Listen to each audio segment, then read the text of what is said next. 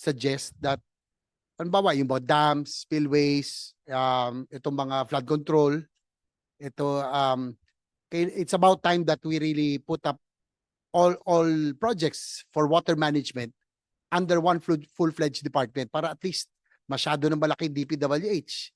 Sa laki nga, hindi niyo na po ma-monitor, kaya nga ho siguro may nakakalusot. So is it now practical, considering that water is now becoming so scarcer every day? Pag tag-ulan, ang dami natin tubig. Pag tag-init, tuyong-tuyo, wala naman tayong tubig. So nasasayang. So with the Department of Water, baka mamaya we can manage our water resources more effectively. No? Yung mga water impounding, yung mga dams, mga flood control na hindi matatapon lamang, iniipon natin.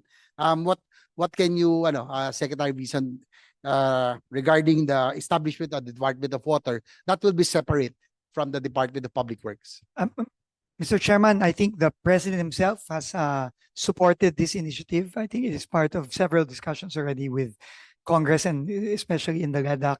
So, I mean, we fully support this po, no, the creation of a separate Department of Water that will handle this. No, kasi kailangan po talaga, no, very, very important po yung water resources management.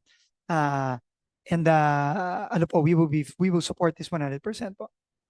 Thank you for that.